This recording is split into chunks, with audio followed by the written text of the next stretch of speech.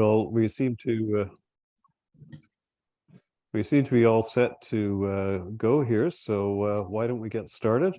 And we have Brian Robillard and Ed Nicholas from the Cowichan Valley Starfinders with us to talk a little bit about their activities. And then also Randy has some information about the conjunction that I think we probably all missed due to cloud. And then we have some information about the upcoming star party. So Brian and Ed, why don't you start off now, and we'll see what we can do later. So welcome to the meeting, by the way. It's very good to see you again, Brian. Thank you very much. And nice to meet you too, Ed. You haven't met before.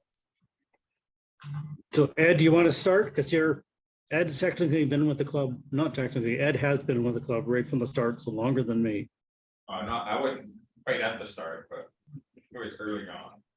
Yeah. Just move over to the next seat. Yeah, just then they can see you. Oh, I see. There you go. Yeah, Well, I see it's knee, but anyway. no, I moved. But the Cowichan Valley Starfinder started about over 30 years ago now. It started with Frank Oganowski, who lived in the properties in Duncan, just at the bottom of it. He had an observatory at his place, so we met there. He also worked at the pulp and paper mill, so he was able to get 6-inch glass, 4 inches thick, from their inspection poles. So the club, when we first started, was focused on telescope making. You know, get the glass and then grind it, make 6-inch scopes. We did that for a number of years, and then kept going along, and Brian thought we should have a star party. We don't have a good star party on the island, so we started up the island star party. We had the first year, what was it, 27 years ago now, was at a member's farm, and it was a great success. We had a lot of people show up from all over.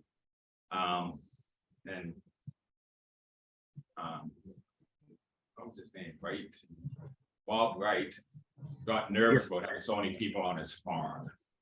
So the next year we had to find another venue for the star party.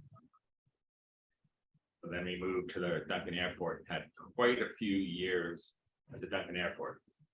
With big draws, lots of people coming. They're pretty good star parties.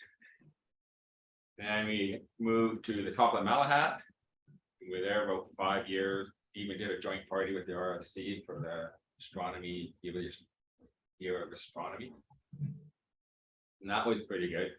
And then we got moved out of there because they wanted their rifle fuel back for that weekend for some reason. So we ended up at Bright Angel Park, where we've been since. And the last,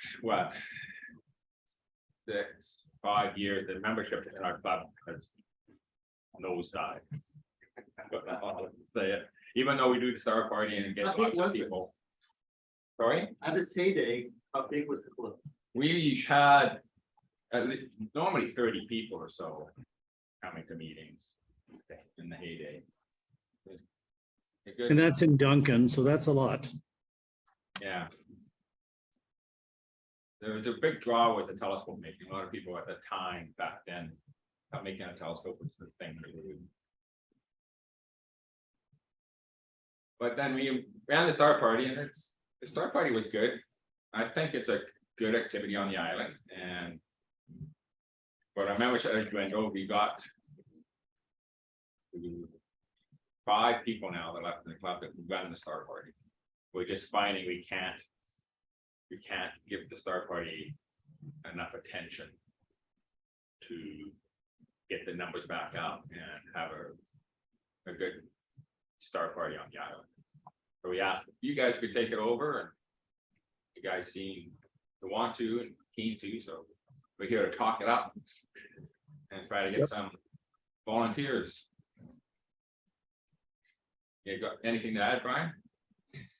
I think you've covered it pretty good. You know, the club also did, we did public outreach in the earlier years, and And that's sort of petered off in the later years because we had lack of people to do it.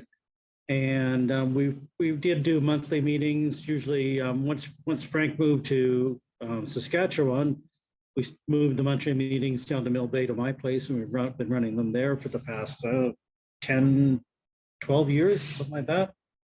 And then COVID hit, of course, and that kind of killed all meetings. But the Star Party has always been the main thing that's kept the club, going. And the reason we've kept it going too, it's, the five of us could, really get together and observe it without any club to do with it. But it's the Star Party that we love and want to keep running. And, it's been 25 years it's been running. It'd be really cool to see it run for another 25 or 50. And we just can't see that happening with the numbers we have in our group. It's just, so we need to join forces. But all of the people that are involved in it right now would still stay involved in some aspect or another, because we all still like the Star Party, and so that part's not going to change. It's just a matter of volume of participants, to keep it running. So, questions? What do you need to know? Brian, do you know if the dates have been confirmed with the Cowichan Regional District yet? Yes, I've talked to them all. I emailed our contact lady, and then it turns out she's off on leave permanently. So went to a second person, and they have noted the dates, and I have to work with David to actually fill out. There's a form that they require to, for the names of the people, insurance, and details like that. So the actual space doesn't get rented to anybody except us. And it's been that way for the past probably about 5 years, where they've stopped renting that field, but they still allow us to use it. And they even have stopped renting the some of the camping areas, but now they've brought it back. Bright Angel Park, where it's held, has two kind of covered open sheds. These are 30 by 30 sheds, so people go there for have family reunions, get-togethers, picnics, kid stuff, all that kind of things. So people can rent and reserve those spaces. And but the upper field, they basically mostly turned it into a kids park there and an exercise park. And they don't seem at the moment that they're, even though it's technically a baseball field, I don't think they consider it much of a baseball field, so they don't actively run it as that, so they're not renting it for that. So really, it's the only group that uses it is us. So there's not normally a conflict of dates. When we want a date, it's usually not a problem. I used to try to tell them that, I want the Star Party date for this year, next year, next year, and next year. I'd go like 3-4 years ahead. They really couldn't handle that. Like, they don't have a system in place to book 4 years in advance. So they would keep kind of track of it, but officially you have to book within the year. And it should be never has been an issue. So what is the date this year? For dates. I hope it's what I put in the email. I said August 11th to 13th, so I hope that's right. That's right. I'm pretty sure that's right. I have to look at my new moonish week. Well, August 11th is the Friday, Yeah, that's what I put in the email. Yeah. and it's a waning crescent. Moon rises at about 2 in the morning, something like that. Not only that, on the 13th, that's early Sunday morning, is the peak of the Perseid meteor showers. Yeah, and with no moon, that's a good draw for the Star Party too. We've always found when you have things like that, especially if the news picks up and talks about it a few days before, it definitely draws more interest at the Star Party. But that's just luck of the draw, Quite often the Perseid is also sitting in a full moon, so. But we normally tried to pick the Star Party in mid to late August.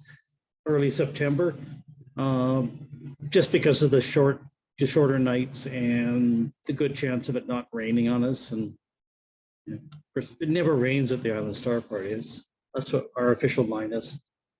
But that's Somebody will be. Yeah, Jim, Les has a question. Yes, with respect to the dates, I must admit that I always go to the Saskatchewan Summer Star Party, which is at the new moon in August.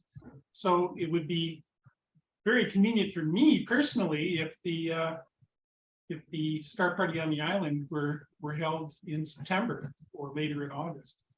But that's just me.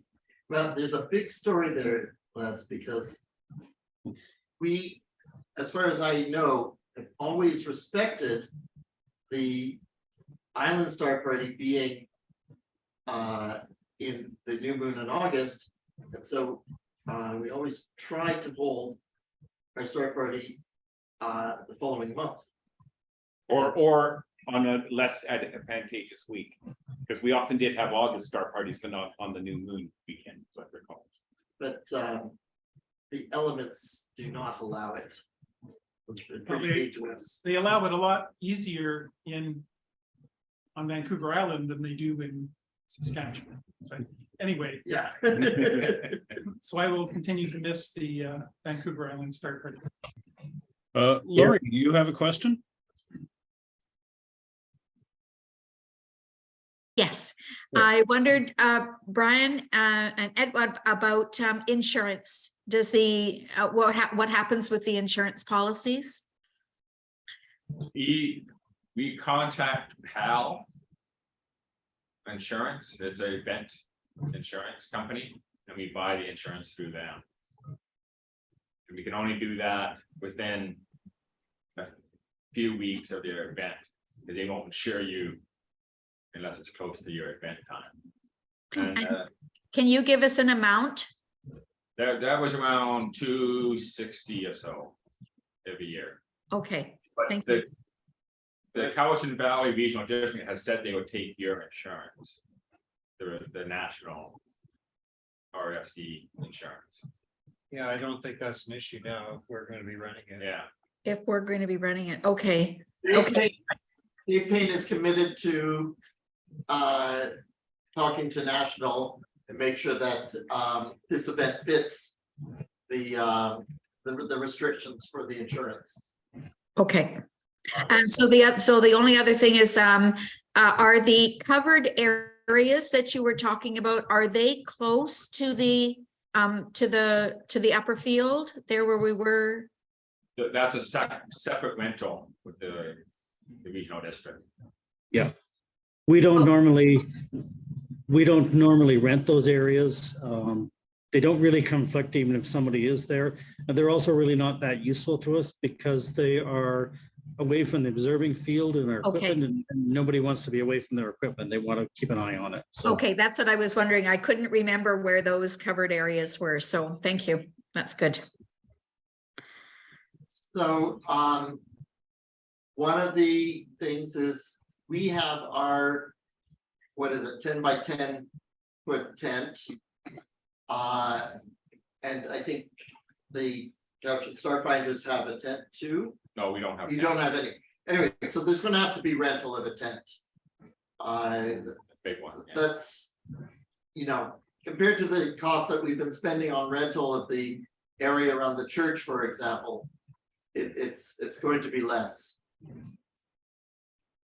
One thing that I think some people are worried about is how far away it is, and so Reg, why don't you talk about how long it took you this summer? This was the first year that I went out there, and Friday afternoon over the Mellahad is a bit slow, so I would head out there earlier around noonish or something like that. Might be a better time to head out towards that area.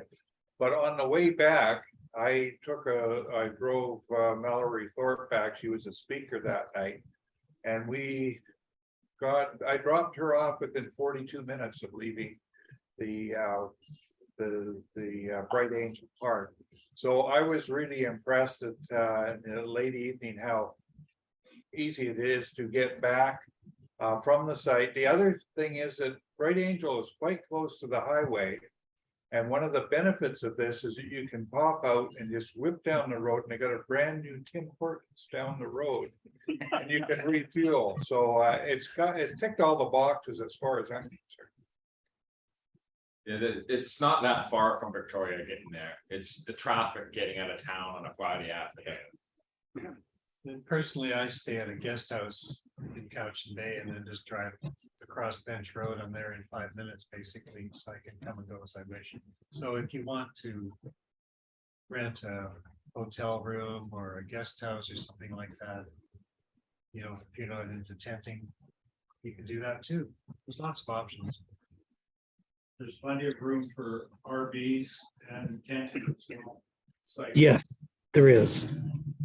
Yeah, there's lots of room for tents, for campers, trailers, all of that kind of stuff is no problem. There are no hookups, but there are flush toilets. Anybody who's been to the Star Party a long time ago, remember the old outhouses that you were almost putting your life in your hand to walk into?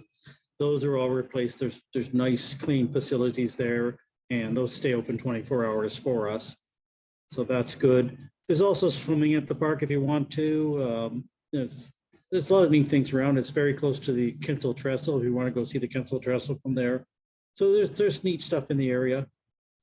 The other thing is too, it's also halfway between Victoria and Nanaimo. So it also means you can draw people from the Nanaimo Club as well. So it has an attraction of being, you know, covering the whole South Island, not just sort of being Victoria centric. So you might in the end get more people because of that. I just took up the screen so that we can see where it is. So there's the river, right? That's correct. And the washrooms are, And so this is the that's the viewing site. and is that, That's the playground for the kids. oh, and Yep. there's the washroom there. No, No, that's the that's the Rangers house. house. The washroom is down where it says Bright Angel Park. Over Just here. There. right down there on the other side of the parking lot It's a there. 5-minute walk. It's not even that, yeah. Oh, okay, but we'll, There is a trail that walks through the trees you can't see on the aerial map. okay. We string lights up so you can see all the way down there. Oh, and you set up lights to get down to the washroom. Yes. Right? Yeah. Yeah, Red lights. good, red lights. So you can see how big the site is. We generally only use half of the field. So Yeah, the last number of years, because we just don't have the people. But there's Or we can there's both sides of the trees and along in front of the playgrounds. There's a lot of space there. and we set up the projector under the tent to Yeah. I don't know. Okay. people Is have there it. power in the See field? what, move your, who has the mouse? I have the mouse. Randy's doing. Just move it over in front of the playground. That's Yeah. usually the corner. Up Go up a higher. bit. Higher, Up into right. that corner there. Yeah, that one. Whoops, yeah, it's out there in front of us, the exercise equipment. For the jogging trails, and we generally set up the electric tent just along there And you get the power from the washroom, From the house. from the house. from the house here. Rangers, the house, yeah, Okay, they have live-in rangers that live on the site. So there's Keep an limited eye on power on the field. You can't run an RV off it, but you can run your telescope off it or recharge batteries. Or Okay. whatever you need. Yeah. And we've usually put out the power cable along the near Yeah. side, I think. Isn't it? On the near side, yeah, well, that's cool. we generally leave the RVs close to the road, River Road. So down and in then the south tents part. down Yeah. the middle, Right, just to keep the vehicles. and then just to see where it is. Close to the river road, you mean on the same field? Yeah, Yeah, wow. it's- Okay, yeah. It's So there's Duncan, so it's south of Duncan, it's this side of Duncan. Yeah. But beyond Mill Bay. south and The west. town is, the little village is called Cowichan Station. Right. That's local. South Couch. It is. Mostly, I think it's local. Now, we do need volunteers, and the very, very first one is now that we have a date. We can start designing a poster. There's some wonderful old posters, I understand. Yes, I don't know, Brian, do you have them on your computer? Not on this computer actually, but I can send them to you. And Mark Hurd Rudder is the one that's done our posters for years, and he's probably got all the versions of it, so he can send forward anything that I don't have. Yeah, like I say, I just don't have my main computer. I've just got a tablet. That we have the Ed Disc. The Star Party 2016. How wonderful. There's 2019 there. I did message Mark about sending us some posters of raw posters so we can edit them. I haven't heard back from him yet. The hub of the universe. Wow. That's actually what they call Cowichan Station, which is really funny. I don't know. They have a sign out that says Hub of the Universe. Well, like, with aggressive marketing like that, it's gonna resemble Woodstock, I tell you. That's great. The hub of the universe. Not far from the center view. So I'm happy to volunteer for the promotion. Oh, Angle. wonderful. oh yeah, That was one of our main So rules this visit was that's what we need now is somebody to start getting our names into the magazine to both star parties. I may not do it all, but I'll rope someone else into doing something. Okay. well, that is cool. That's great. Letting the other clubs up and down the island know, maybe in the lower mainland. Too late for the Observer's Handbook. Oh, is it? Well, we can do It's already it, published. we can do it online with Sky News. Janine's interested in promoting it in the Nanaimo group, but they don't have the volunteer base to help set it up. So what other roles do you need between now and August 11th? And what roles do you need on August 11th? If you need, or you want to do door prizes, you're gonna have to get somebody to try to solicit door prizes. Yeah, we have telescopes. We Right, certainly have so if telescopes. you want to do door prizes, you need to get somebody after that, contacting suppliers, see if they'd be willing to donate. They used to be really good at the beginning, now they have all kind of lessened their interest in giving you free stuff. Yeah. And it depends on the profile of the event. Yes. All of Well, it. yeah, in the early years also, it used to be that we had an in with somebody at Island Eyepiece that used to hit up all the suppliers, but that guy's retired from that business, so we no longer have that in. And after that, things got quieter. But you can still hit up. We can rope in Bruce. Yeah. Sorry, I've got to go out of here for a minute. We can certainly ask them anyway. Yeah, I'm sorry. Yeah, that was what I meant. And then I think you meant rope in, Lauri. the next thing I got to do is find out about the insurance if the Star Party falls within It should be, It's not because right. it always has done. It's a RASC outreach event. We've Yeah. done that before Yeah, with our own star parties, so. that's what we used to give them in chosen. If our name's on it and it's published in public, then we're covered. Yeah. And maybe we should just put our name first, just to make sure there's Yeah. nothing against. You want to make Yeah, sure- can do presented by. Make sure it's not only the RASC Yeah. people who are covered per se, unless all of the people locally, It's an event coverage, it's not exclusive to members. well, but it may just cover members because No, it that's what you have control. It's an No. event, It's a public event, yeah. that's the whole idea of it, it's for Yeah. public, Yeah. That's what the insurance I used to buy is. yeah. It's a public. Because So- we're having a public come in. What are jobs that we're going to need to actually run the event? You'll Oh, need speakers. Oh, yeah, Yes. that's another Oh, thing, yeah. That's another thing, yeah, we need somebody to generate, but speakers. Being in Victoria is pretty easy to get, you got UVic and you got the. Herzberg, and they usually have a requirement to do. And then outreach. our own members And as then well, well, 'cause we, you know, our own members have lots of interesting stuff to talk about too. And something we used to do is we used to contact the nature. Naturalist group in Duncan. Natural History Society. Nature, Yeah, and they would do a walk for us around White Acre Park Oh, in the daytime, in the the day. day program, yeah. That's a great idea. They point out the indigenous plants, how they were used by the natives. And other interesting tidbits that you find while we're walking. through the That's park. it. Now, you can't sell food, but you can ask for donations for food. Yeah, you can sell food, but you have to get a special permit to have food vendors on site. So it becomes another layer of bureaucracy that you probably don't want to deal with. Brian, you mentioned that you've had a barbecue there in the past, is that correct?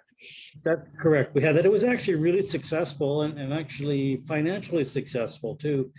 We did it by donation. So you're allowed to you can, cook burgers and chips and pop and that whatnot and do it by donation. And that's perfectly acceptable as long as it's only by donation and not a commercial venture. And it's by the club. Yeah, run by the club. Are there barbecues there or is there a pit or? no, we have to bring our own bar. No, do the shelters have, I think they have a wood stove in there, don't they? Yeah, but depending on usually in August, there's no fires anyway because of fire season. So Yeah. it's strictly barbecues. What we did is we got Costco pre-cooked burgers. Yeah. So you didn't have to worry about any, whether they're undercooked or overcooked because they're already cooked and then basically just, get reheated on the barbecue and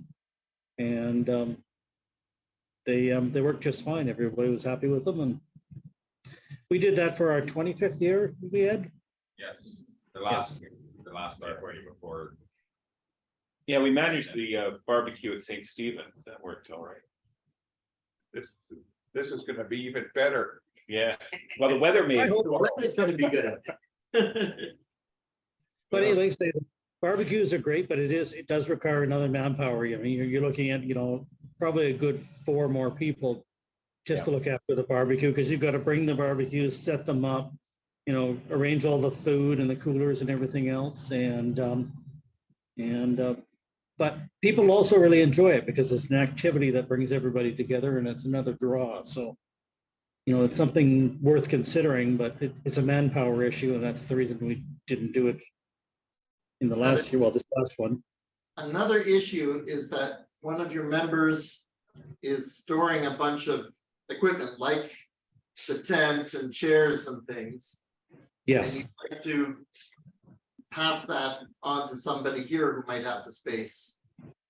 So Yeah. we're also soliciting a volunteer who can provide some storage from year to year.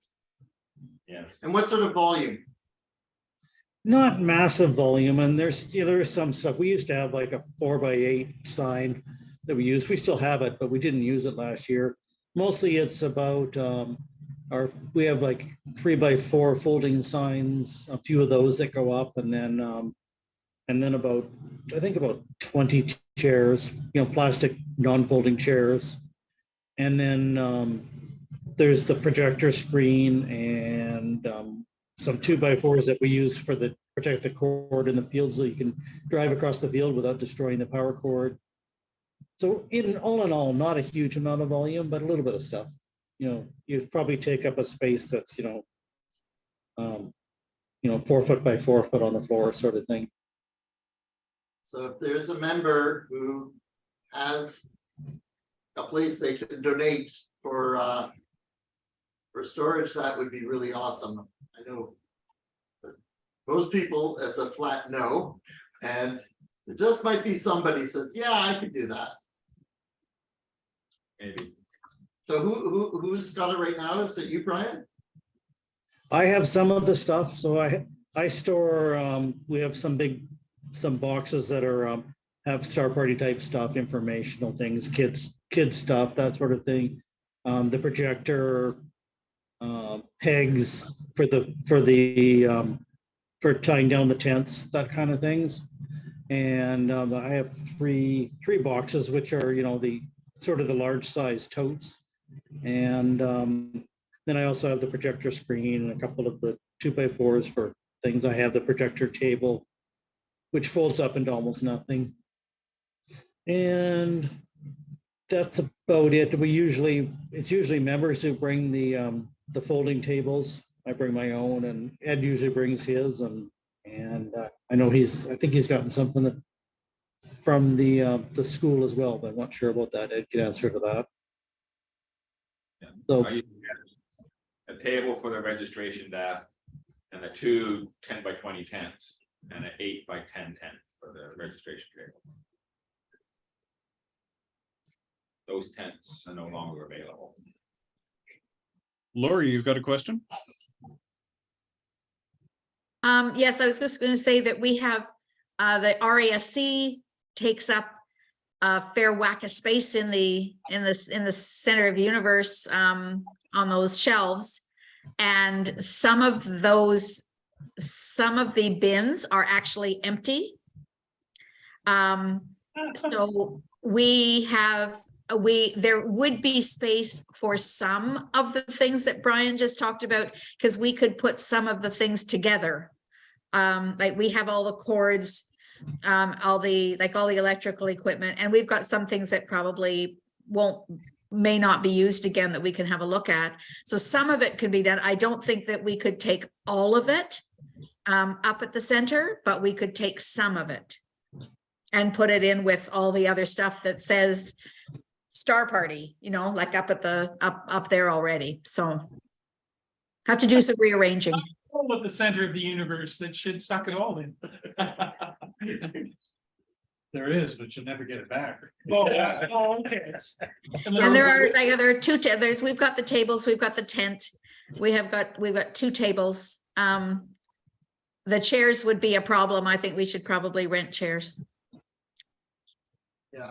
So Dave Payne is taking a leadership role in making sure that we're getting the various jobs in place. We've held a couple of meetings with Brian, Ed, and Miles. So that's Reg, Dave, and me, with the 3 of you here. Will be, the big thing Dave wanted was for Joe to volunteer to help make the sign. And so that's super. This is already a success.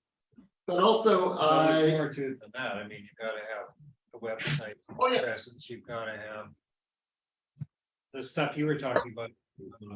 With other clubs and that sort of thing. So it's not hard to do. It's not hard, and it's going to grow exponentially as we get closer.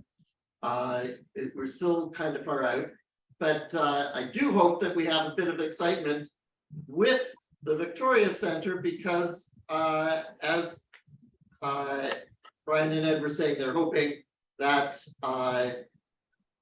we give the volunteer base and the enthusiasm so that this can last for another 25 years. And I totally support that idea. I think this is a high time that we kind of work more closely together.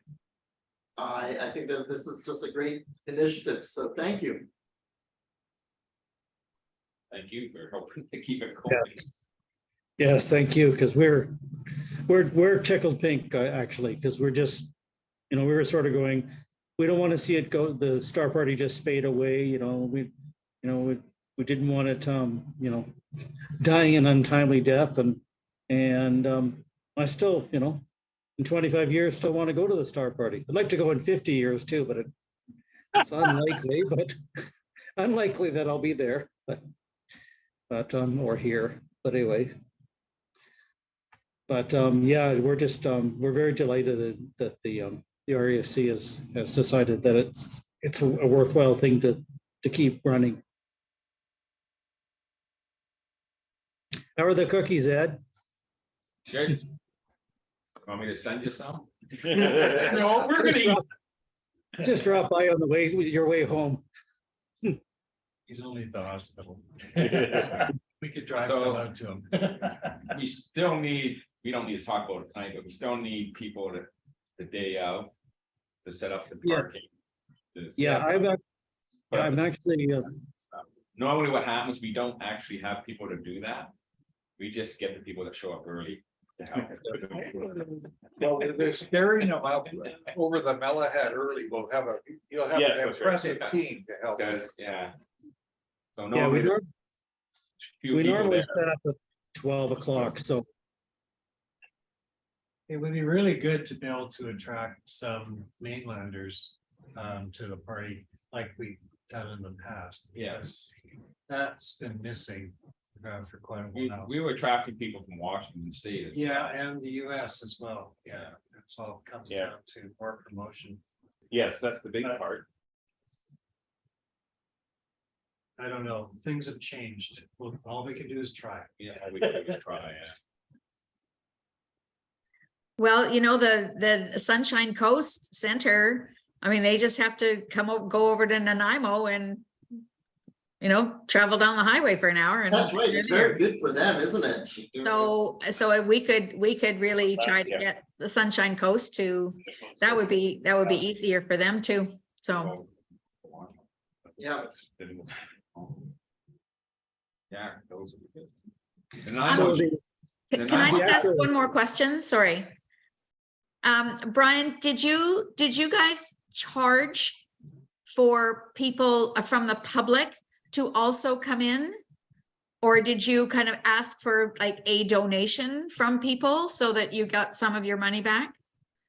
So what we normally did, and what I've done in the past few years, is if someone wants to camp overnight, then we were charging them a fee to camp overnight. If somebody wanted just to walk into the field and observe, you know, look through the telescopes and leave again, we were not charging for that. We're just, you know, taking donations if they chose to give them. Okay, You can't control who comes in and out of the Star Party because it's not like a site where you've got a gate. It's a public park. So, but you can, you know, when somebody's actually camped on the field, it's fair to ask them to chip in a bit. And it's not a huge amount of money. If you decided to go to you know, the Bamberton Park for the weekend, it would cost you 3 times as much as it costs to come to the Star Party. So it's it's a cheap camp. well, we would just, I mean, at ours, we would just simply pass the hat and just say, hi, you know, but, you know, can you put in a, you know, few dollars for supporting the center or for supporting whatever, you know, whatever we were doing. And people would throw in $5 and $10 without any problem.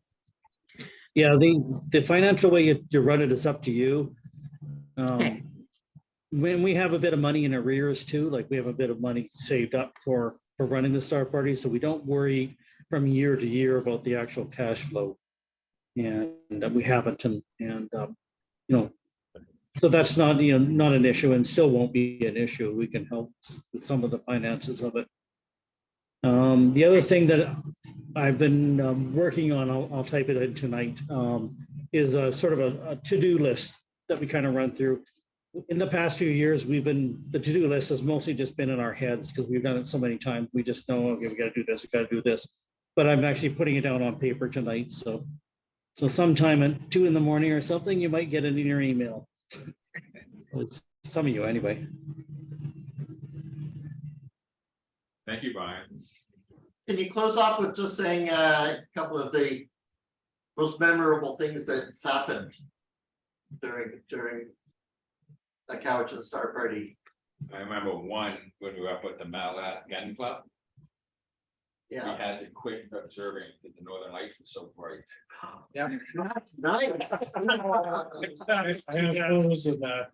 I was at the proper end of the field where I could see it, and the people at the other end, the trees were in the way. And they Oh, couldn't see it. yeah. We were yelling at them, they didn't know what we were talking about. Yeah, Until they that came down was- that end. Wow. That was amazing. You couldn't see anything with the northern lights. were No, so it bright. was, they just, they were right over the Malahat. Yeah. It was just see like, that. Wow. first time I'd ever seen the Northern Lights. First. Yeah. That was amazing. Yeah, that was. For me, it's actually the things that are most memorable have actually have been some of the talks that we've had. And well, just some incredible speakers and they, you know, they stick in my head still, you know, it's like, oh, we should get that person back. But anyway. Size of the crowds were amazing. The ones I went to, didn't start going to them until the Malahat.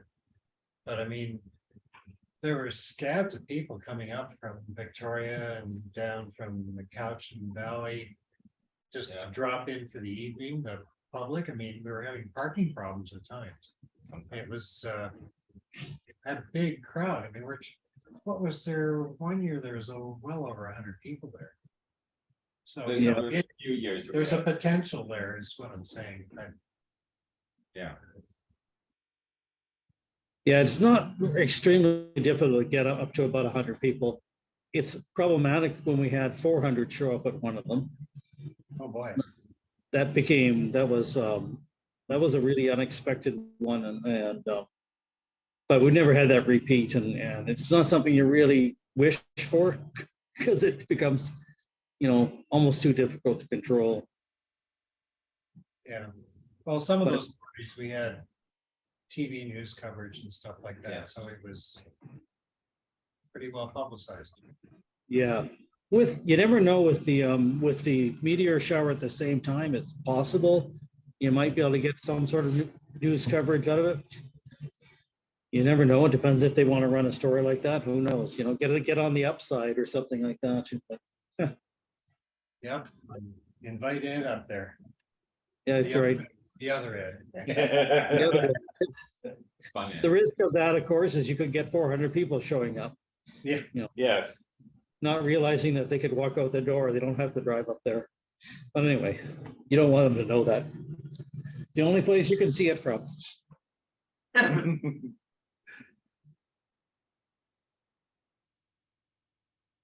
So I will make it to one of your astronomy cafes in person coming up. I was going to come tonight, but then they end up having to work. So, or I accepted a shift because there was nobody left to accept shifts. So it was me or nobody. So, so I took it, but I will come to one of them and see you guys in person too. So.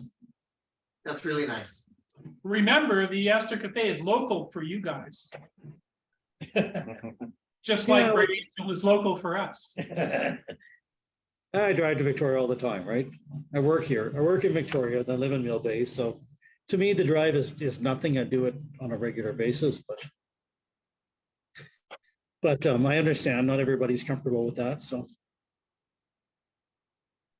Well, it sounds like we've got some interesting plans ahead of us here, and I'm being very quiet and not volunteering for anything because I've got enough going on right now with a couple of other things that I'm doing, but I'm sure that we'll be able to get the headlock on more than a few members to help out with this, and it sounds like it's going to be a really exciting opportunity. Randy, Yeah. did you have anything that you wanted to talk about with the I think you had some notes about the conjunction that Yeah, a few nights ago. I will share the screen. There's the star party. There we go. So yesterday, so that's Sunday, the 22nd, I was all excited to see that the skies were going to be clear. On Saturday, they said Sunday afternoon was going to be beautiful. And it was beautiful. Yeah. but it was not beautiful in the way that I was hoping for. And so here's one picture of what I saw. And there's down at Clover Point, which is where I was going. And I gave up hope. Because every night I've been looking to see, even just see Venus. And it was nice and clear to the south, but as you move to the southwest, there were clouds where Venus was supposed to be. And I've been skunked all week. And one of the things that I had such fun with the Jupiter-Saturn conjunction a couple of years ago is it was clear for a couple of weeks before. And I, with my sextant, I was measuring the distance between the two planets every day for a couple of weeks. It was wonderful. But I gave up. But if you want to know what it was all about, not that Venus and Saturn are close to each other, of course, it's just that they happen to be passing each other in the sky. And then late at night, Chris Peirce here wrote out to everybody that he saw it. I feel kind of dumb that I didn't try. So I guess the first question is, did anybody else get to see the two? Oh, Alex, you saw it. Yes, I did. Good for you. So that, I was just gonna say, that was an attempt with my iPhone, which I don't have Nathan's skill at holding steady enough, but that was through a 400 or a 66 millimeter telescope with a focal length of 400 and a 15 millimeter eyepiece in it. And you could actually see that Saturn was Saturn. You could see some ring around it. So Yeah. well, not so much in this one No. because everything's elongated, but Yeah, it's located just along the ring, isn't it? and that telescope was right outside my front door, so I could stand inside my house, bend over and look in the eyepiece and see that if I felt like it. Yeah, and my wife and son saw it as well, and they're not always so super interested. My wife is like Randy, really enjoys studying the moon, but not so much the other things there. But she was quite impressed because she said, "Oh yeah, I can see that there's a bit of ring there, even though it wasn't very big." Well, that you could see it in one shot. Yeah, I guess you would like Saturn to be a lot higher to get a better view of it, but to get it with Venus at the same time is pretty cool. Anyway, the actual conjunction was at, I think it was at about 2 o'clock our time in the afternoon, but that was perfect for people in Europe. So here's a picture very close to conjunction. There's the lovely 1.5 day old moon. That's a fantastic picture. This was in California. And you can see how they are closer to each other than the diameter of the moon. We don't get to see that very often. So I love to follow the virtual telescope in Rome, Gianluca Massi. If you ever go to his YouTube during an eclipse, his gimmick is that he contacts people to send images. You know, they email him JPEGs in real time, and he puts them up on his YouTube channel. And he's just very enthusiastic and says, "Friends, the wonder of the universe." And I just like how he talks. Anyway, he took these pictures, and I guess he did a live cast around 11 o'clock Sunday morning. So I did see it at the time. Now, I guess what impressed me with this picture is usually you see Venus much, much bigger than Saturn. And I guess that's just because it saturates whatever you take the picture with, and I imagine this is two photographs put back together so that he really stopped down for Venus. But it is interesting that the angular size of Venus is certainly a lot smaller than Saturn's rings, which I think is pretty cool. And I know that this summer, Saturn and Jupiter were about the same size. Even though Saturn's so much further, the rings are so extended that the angular size, the angular diameter of Saturn was about the same as Jupiter when I was looking at it this summer, and it's looks like it's quite a bit bigger than Venus in this picture. And this is one of those pretty Facebook pages that I follow, and it provides a beautiful segue because here's their picture of the conjunction with the moon, and the same day they had a picture of the comet. So in the text that goes along with the picture, the foreground and the background are completely different pictures put back together. And I'm really surprised that you can get such a fine picture of the comet going right down to the horizon. But I don't think that was cheating. I think the background picture is a real picture of comet ZTH. It's called ZTH because it was discovered by the Zwicky Transient Facility, I think in California, discovered about a year ago. It was a magnitude, I don't know, 16 or so.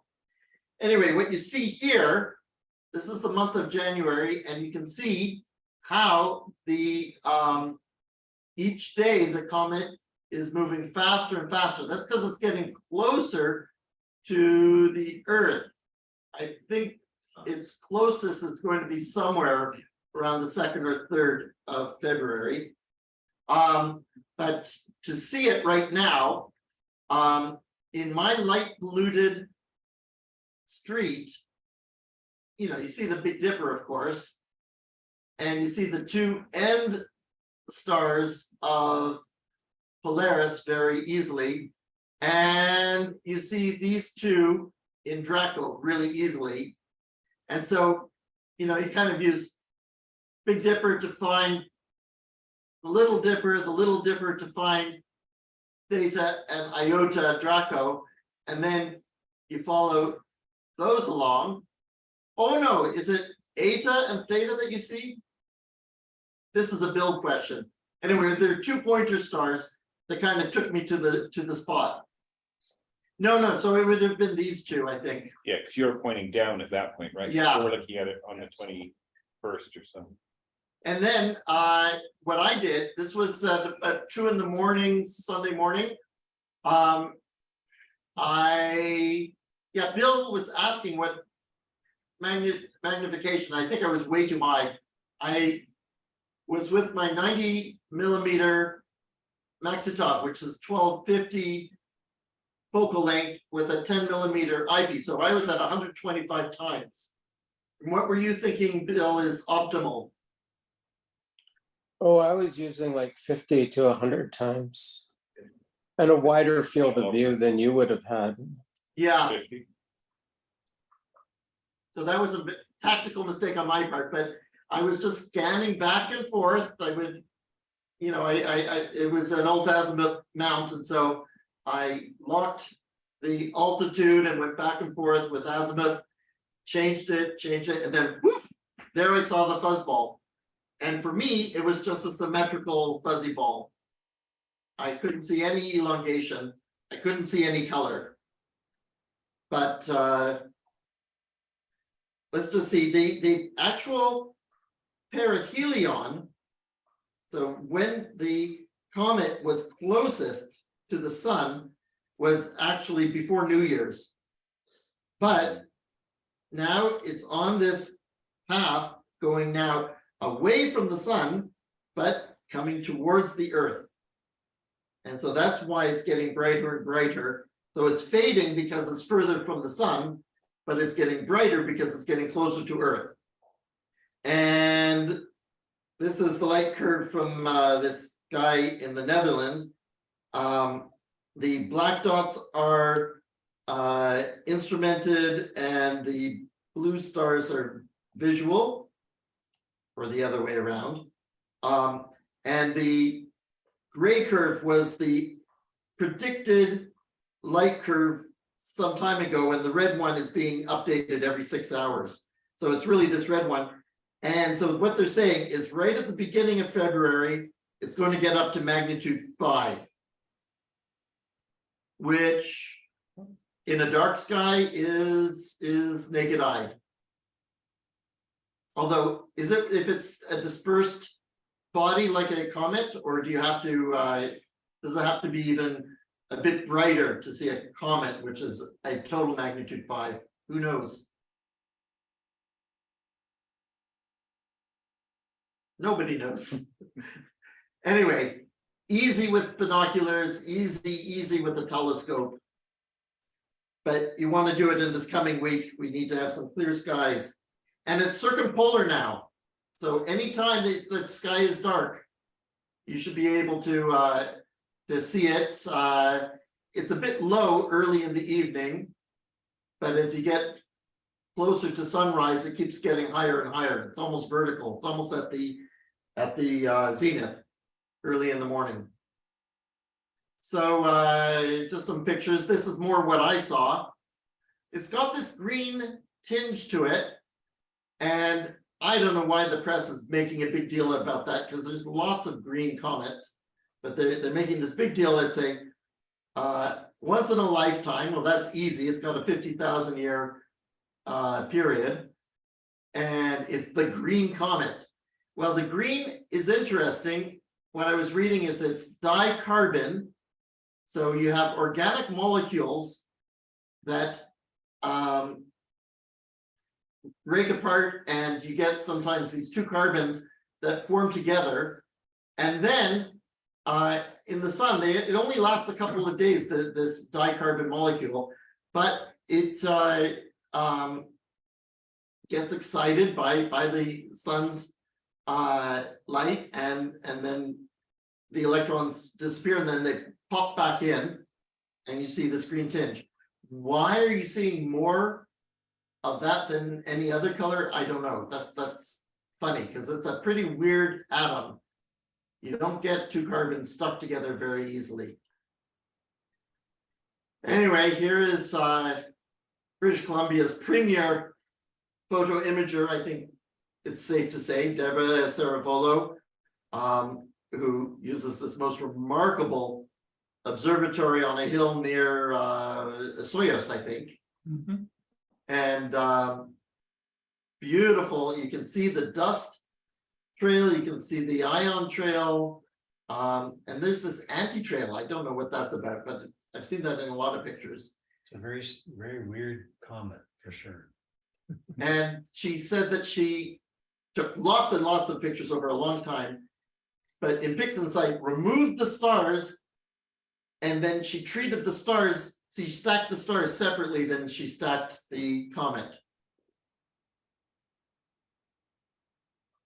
And then, yeah, thanks to Joe for Have his yeah. Joe put me onto this on Facebook. So this was a couple of weeks ago. And then this, oops, you know what? This was the 21st. I didn't change the date. So it's the 1st and the 21st. Sorry about that. And then let's go to this and see if this will work for us.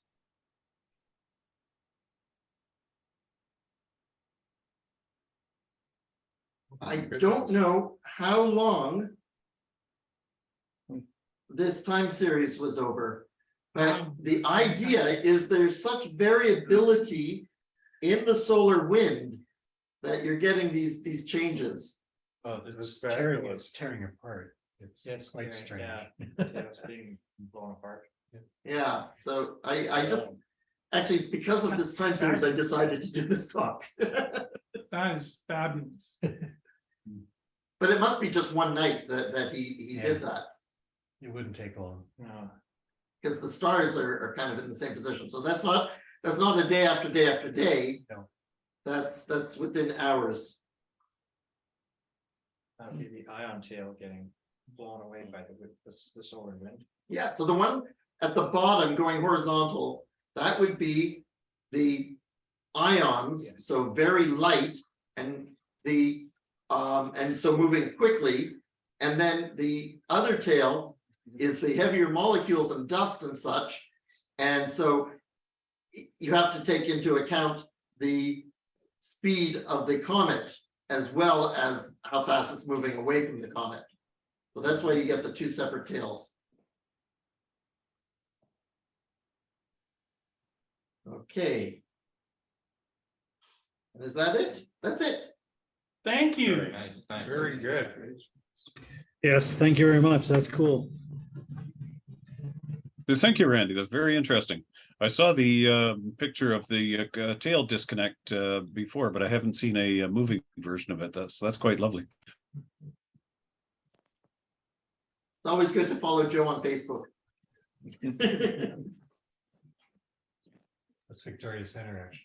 Oh yeah, you posted on to Victoria Center. It's always good to follow the Victoria Center. That's better. Same thing. Thanks very much, guys. I got to get back to work. I'll talk to you later. Bye, Brian. Good day, Brian. Thank you. You're welcome. Okay, now that was, I think, the last of the items that I had on my list here for that people wanted to talk about. Was there anything else that anybody wanted to bring up while we're all here? Well, I want to hear who's seen the comet and under what circumstances. What? Not You're gonna me. talk about it, or are you just gonna put your hand up? Oh, I saw it on the early morning of January the 19th. I looked out the window at 5:50 in the morning. And I was shocked to see stars. It was the first I've seen this year, I think. So then I knew about the comet, and I got out my Sky Safari version 7 Pro, and boom, they had the location of the comet right there. And so I star hopped a bit, and I was surprised how bright the nucleus was and how stubby the tail was and kind of misshaped. But I was quite thrilled all the same. It was sort of worth the effort, but it sure wasn't Comet Neil wise. So Did you expectation management. did you go out onto your balcony, or did you look at it through the window glass? No, I went out on the balcony, and I had a 4-inch refractor, and I guess it was a power of about 40, but it was great. It was really nice. Nice to have a north view like that. Yeah. Because a lot of people are saying they're skunked. That I see many reports of people trying and not seeing it. And I'm wondering, what are the conditions? Well, it's not very bright. That's No. face it, you know. That's And you need the big. You need a good northern grass. And you need a dark side. No. Standard principles. At 5 in the morning, the azimuth was about 80 degrees. It was way up. The altitude was 80 degrees. It was way up there. That might be the trick, isn't it? Wait till it's as high as you Early can. morning hours, Yeah. Okay, The weather report here says it looks like we might be getting some clearing by Friday, Saturday, Sunday. So there still might be an opportunity. I will admit to trying it at the end of last week. I got up at 4 in the morning and thoroughly disgusted the dog, who couldn't understand that. I went outside with binoculars and threw a coat on over my pajamas and saw what Randy described, basically a blob. I was so unsure what it was. I went downstairs and checked on my computer to make sure I was actually looking at the right thing. Went outside again to confirm it, and ran into the fellow that delivers the newspaper at 4:15. only the second time I've seen him in 10 years. So it was worthwhile altogether. Great. I went out as well. I think it was last Thursday, something like that, early in the morning, and I couldn't find it. I was trying to scan with my binoculars, but I wasn't I knew where approximately it was. I didn't do a full, stellarium scan on it, but I couldn't see it very well. So I must admit I tucked myself back into bed too. Oh. If we get any clearing at all, you might want to try Telegraph Cove. It has a good northern horizon looking out over the water and not a lot of streetlights around. Last Comet was really good from there. But it'll be higher now. Yeah. It keeps moving higher in the sky all the time. I mean, it's going to cruise right past Polaris. I mean, out here, I was using the tiniest of binoculars. They're like 12 by 25 millimeters. So that's like 1-inch binoculars. And it can pick it out. Yeah, you can pick it out easy. I knew where to look and it just stood out. Did you get interviewed, Bill? No, that'll be tomorrow. She bailed on me this morning. She got called to something else. She was probably going to do a story on the cougars that were in somebody's backyard on Lysandra or something like that. 3 cougars in somebody's backyard. Yeah, they're all over the place. We have cougars. So somebody actually saw them. I got contacted by this reporter in Black Press, and that was Friday, and I hadn't seen it yet. So I said, well, I can't possibly do the interview, but I know that Bill Weir has seen it, and he knows the sky better than anybody. So you arranged the interview. I thought it was fun that on the Friday night when I was down at Taylor Beach, that the 2 girls showed up and parked, and then we're just laying in the middle of the road. I was hearing their voices, and it's like, what's going on? And then I look over to see 2 bodies, right? And we had a great time. I showed them all sorts of stuff. And one of them had taken Astronomy 100 or whatever from Jim Nemec at Camosun. So that was kind of cool too.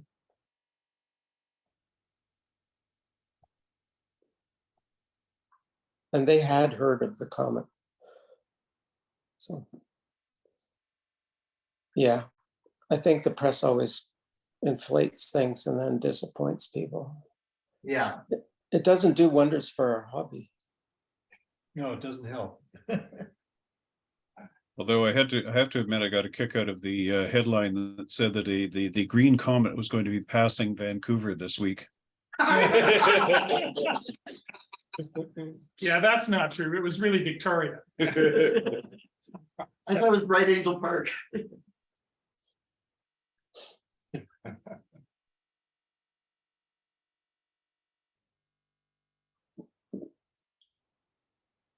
You could have a lot of fun with that. I was just thinking you could come up with a map of where to go and see it. And have it somewhere different all the time. Have this traffic jam flowing through the city. Yeah, I hadn't thought of that, but that isn't a bad idea, actually.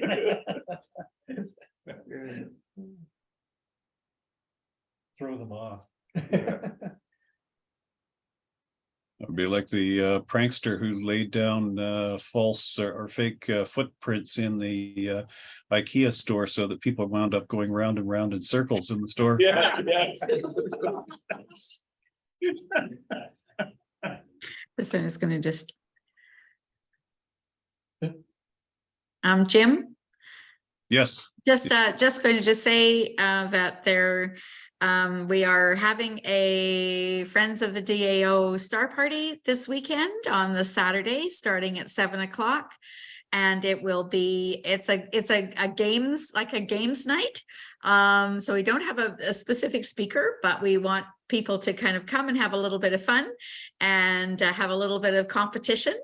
And so join in for us. And those of you with a good knowledge of the sky will be indubitably better than anybody else. So there you go. So come on around at 7 o'clock. We're on the YouTube channel. Our FDAO YouTube channel is probably the easiest, but if anybody would like a Zoom link, I can get them that as well. So come and join us at 7 o'clock. Thank you. Okay, well, thank you very much. So does anybody else have anything that they would like to bring up?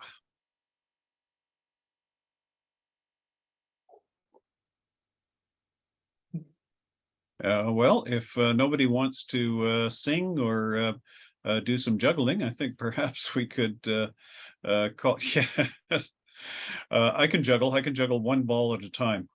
But anyway, perhaps we should call it an evening and bid everybody a very good night. And thank you very much to Ed and to Bill for coming down from up in the wilds of north of the Malahat. And thank you, Randy, for your information. And we will talk again very soon. So take care, everybody. Have a good night. Thank you. All right.